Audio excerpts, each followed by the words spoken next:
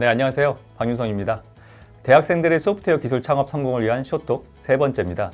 비개발자 출신의 젊은 대표에게 필요한 역량들에 대해서 알아볼게요. 저희가 첫 번째는 소프트웨어 기술 창업에서 놓치면 안 되는 것들, 그리고 이제 개발자 출신의 젊은 대표에게 필요한 역량들을 알아봤었는데, 이번에는 저희가 좀 다른 분들, 비개발자 출신의 젊은 대표님들은 어떤 역량이 필요한지 한번 살펴보도록 할게요. 마찬가지로 창업하시는 대표님들, 경영 마인드가 있으시죠. 그리고 앞에 개발자 출신보다도 더 경영 마인드가 있으실 거예요. 기획이나 경제에 특히 관심이 많은 분들이 기술 창업을 하려고 합니다. 하지만 소프트웨어 창업은 다른 분야와 좀 다른 특성이 있어요. 무엇보다 진짜 알 수 없는 길을 간다고 생각하시면 될 것 같아요. 왜냐하면 기존에 여러분들이 TV에서 보셨던 그런 창업들은 아이템이 분명하고 목표가 분명해요. 하지만 소프트웨어는 저희가 구현을 해나가는 과정에서 어떤 어려움이 있을지 모르거든요. 그래서 엄청나게 힘드실 거예요. 더군다나 개발자 출신 CEO 분들도 힘드실 텐데 비개발자 출신의 CEO다? 그럼 너무 힘드실 거예요. 핸디캡이 존재할 거고, 하지만 간혹 주변에서 보면은 비개발자 출신임에도 불구하고 충분히 소프트웨어 기술 창업을 통해서 성공하신 분들이 굉장히 많습니다. 여러분이 충분한 인적 네트워크만 확보한다면 여러분들은 충분히 여러분들이 소프트웨어 기술 창업을 성공으로 이끌 수 있습니다. 그 한 가지 방법이 협력입니다. 자, 그러면 어떻게 협력해야 되는지 한번 생각을 한번 해보도록 하죠. 협력을 하기 위해서는 여러분들은 소프트웨어 개발 과정에 대해서 어느 정도 이해를 할 필요가 있습니다. 비개발자 출신의 CEO가 단순하게 이런 거 만들어주세요, 저런 거 만들어주세요 한다고 여러분들이 원하는 기능이 다 구현되지 않습니다. 그렇기 때문에 어떤 기능을 개발하고 싶은지 분명히 할 필요가 있어요. 그래서 코딩에 대해서 봤을 때 코드는 기능을 담고 있는 바구니라고 좀 생각하시면 될 것 같아요. 그래서 여러분들이 어떤 기능을 구현하고 싶은지 잘 설명을 해줘야 개발하시는 분이 그런 것들을 잘 만들어줄 수 있을 것 같아요. 실제로 잘 짜여진 코드라고 불리는 것들을 보면 그 기능들이 분명하게 잘 드러나 있거든요. 그래서 알아보기도 굉장히 편해요. 그런데 여기 또 고려할 게 또 있습니다. 기능적인 부분에 대해서 명확히 정의하는 것 이외에 뭘 또 고민을 해야 되냐면 코드를 짜는 방식이, 코드로 구현하는 방식이 다 달라요. 그래서 여러분들이 학교에서 봤던 파이썬 프로그래밍과 또 다르게 C샵이라는 프로그래밍은 또 다른 특성을 갖고 있고요. 예를 들어서 파이썬 프로그래밍도 보면은 저희가 한 번에 실행시켜서 확인하는 방법, 아니면은 아이파이썬이라고 부르는 거 보면은 구간별로 와서 확인하는 방법, 코드가 좀 다릅니다. 그리고 이제 C샵 같은 경우에는 과거에 객체 지향 프로그래밍이라고 해서 동적으로 계속 뭔가 실행을 하면서 확인할 수 있는 그런 기능들도 제공을 하고요. 그리고 안드로이드 프로그래밍이라고 했었는데 저희가 모바일 프로그래밍 했었는데 지금은 잘 쓰지는 않지만 그 안에도 굉장히 여러 가지 모듈들이 있거든요. 그래서 동작에 대한 부분, 시스템 데이터 처리하는 부분, 아니면 이제 그래픽 활용하는 부분 너무 복잡하고요. 그리고 이제 기계 쪽으로 내려가면은 FPGA라는 프로그래밍 방식도 있는데요. 그거는 저희가 모듈을 만들었으면, 블럭을 만들었으면 블럭 안에 다른 블럭을 또 넣을 수 있고 바깥에 둘러쌀 수도 있고, 그래서 코딩 스타일이 너무 다릅니다. 그래서 단순하게 저희가 어떤 기능을 구현해 주세요 라고 할 수도 있는데 그 기능이 어떤 방식으로 구현해지는지도 알면 비용을 절감하면서도 같은 기능을 만들 수 있을 거라고 생각이 들어요. 그래서 한번 직접적으로 다 할 필요는 없지만 어느 정도 부분이라도 조금 한번 살펴보시는 것이 좋지 않을까 생각이 듭니다. 결과적으로 봤을 때는 내가 못하면 남에게 부탁해야 되는 건데, 앞에서는 제가 이제 구조를 이해하고 기능도 정의를 하고 그리고 소프트웨어 코딩 스타일이 다 다르다는 것도 인지하고 있는 상태에서 코딩별로, 코딩해야 되는 그 프로그래밍 언어별로 적절하게 저희가 어사인을 해야 되겠죠. 그래서 똑같은 기능도 제가 자바로 만들 수도 있고 C로 만들 수도 있고 파이썬으로 만들 수도 있습니다. 근데 이것들을 굉장히 잘 이해하는 게 필요하고요. 남에게 부탁을 계속 하다 보면은 제가 창업을 했는데 결국 이윤을 추구해야 되는데 결국 못하고 있는 거죠. 그래서 뭐가 필요하냐면 직원을 뽑아야 돼요. 근데 이 모든 기능들을 다 직원을 뽑으면 어떻게 되겠어요? 저희가 그 직원들을 고용한 인건비를 주느라 결과적으로는 이제 기업 운영이 안 되겠죠. 그러면 어떻게 하실래요?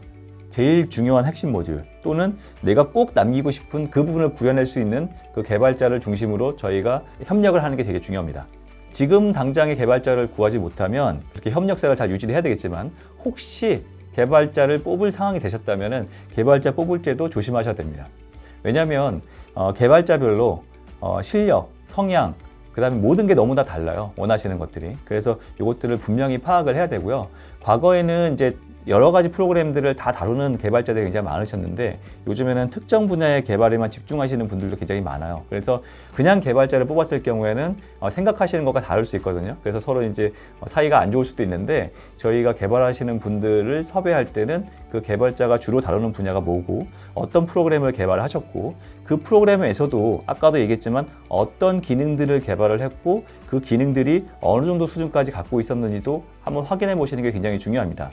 요즘에는 이런 것들이 본인 강점으로 작용하기 때문에 직접적으로 봤을 때 그 프로그램에 대해서 자기들이 만들었던 것들을 포트폴리오로 유지하시는 분들이 많아요. 그래서 확인해 보시기 굉장히 쉬울 거예요. 능력 있는 코딩 개발자 영입 문제. 이거는 앞에서도 제가 얘기 드렸지만 굉장히 중요한 문제고요. 특히 개발자가 아닌 비개발자 CEO분은 더 고민될 수밖에 없어요. 왜냐하면 진짜로 능력 있는 코딩 개발자 한 명은요 10명 이상을 하기도 하거든요. 왜냐하면 10명분이 붙어서 이건 나도 못 풀어 하지만 그 한 명은 알고리즘에도 능숙하고 국외 논문도 보면서 구현할 수 있는 능력도 갖고 이러면 남들이 풀지 못했던 문제들도 다 풀 수 있어요. 근데 하지만 똑같은 문제가 또 발생합니다. 왜냐하면 인건비 문제. 그리고 인건비 문제는 어디서 오냐면 이 코딩 개발자를 섭외를 했는데 배치를 적절하게 못하게 된다면 여러분들이 그만큼 비용도 많이 나갈 수 있어요. 되게 쉽지 않은 문제죠. 자, 그러면 어떻게 해야 될까요?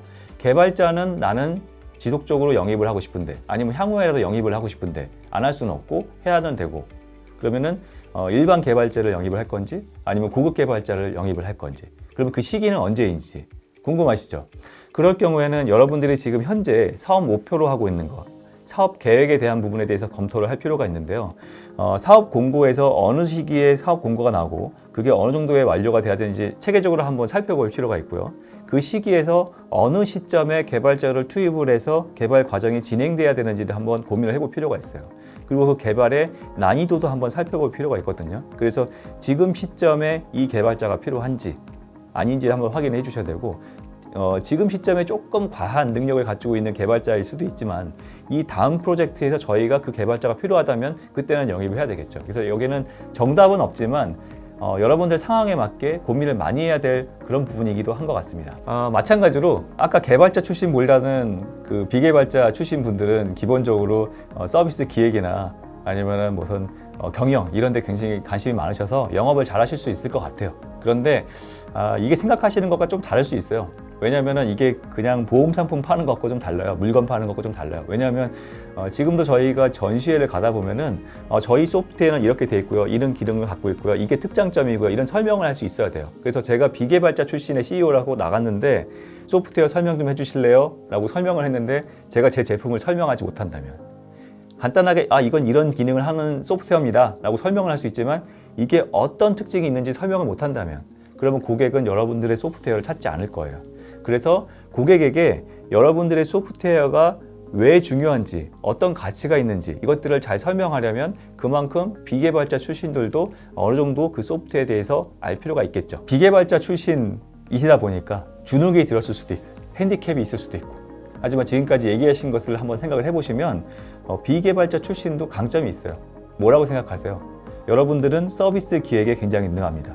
표현력에 강할 수 있어요. 그리고 주변에 경영에 대해서 그리고 예산 관리에 대해서 노무에 대해서 여러분들이 굉장히 많은 정보를 갖고 있어요. 그래서 이런 부분들을 가지고 여러분들의 강점이 어딘지 파악한 다음에 여러분들의 성향 그리고 여러분들의 사고, 여러분들의 아이템을 중심으로 뭔가 비즈니스를 해보시면 좋을 것 같은데 이거 무턱대고 하기 겁나시죠? 그러면 저희가 뭘 해야 되냐? 창업 경진대회 같은 데 한번 나가보실 수 있을 것 같아요. 그래서 비개발자 출신이지만 우리 이렇게 한번 해볼까? 그래서 이 부분은 이런 기능, 또 이 부분은 이런 기능 만들어 놓고 그 기능을 외부에 외주를 줘서 한번 모아도 보고 이런 과정들을 한번 해보시면 좋을 것 같고요. 또 혹시나 해서 창업 경진대회에서 여러분들이 수상을 하게 된다면 뭐 작게는 100만 원, 200만 원일 수 있지만 좀 크게는 1000만 원, 2000만 원 그리고 저희 국가에서 행하는 여러 가지 국내 대회들이 있어요. 여러분들이 국내 창업 경진대회에도 참여할 수 있으신데요. IITP, 니아, 나이파 같은 기관들에 대해서 저희가 창업 지원을 위해서 여러 가지 대회들을 만들어 놓고 있어요. 그래서 이런 경우에는 여러분들이 만약에 가서 경진대회에서 수상이라도 한다면 뭐 1억, 2억, 3억 규모가 좀 크죠? 이런 단위의 창업 지원금도 받을 수 있거든요. 그리고 그렇지 않더라도 저희가 대형 연구소 뭐 애트리, 키스트 이런 기관들 혹은 네이버, 카카오 이런 데서도 창업 경진대회를 열거든요. 가서 여러분들이 수상만 할 수 있다면 여러분들은 수상에 영예도 안고 창업 지원금을 활용할 수 있는 펀드도 확보할 수 있어요. 그래서 비개발자 출신이라고 너무 두려워하지 마시고요. 여러분들끼리 혹은 외주를 줘서 개발자를 영입하거나 아니면은 점진적으로 개발자들을 확보하는 과정 속에서 다양한 창업 경진대회를 활용하셨으면 좋겠어요. 이번에는 여기까지 한번 해봤는데요. 어떠셨어요? 비개발자 출신들도 도움이 좀 되셨나요? 저희가 3번째까지 지금 했었고요. 4번째, 5번째, 그리고 6번째, 7번째에서는 또 다른 주제로 한번 살펴볼 거예요. 그럼 저희 다음 화에서 볼까요?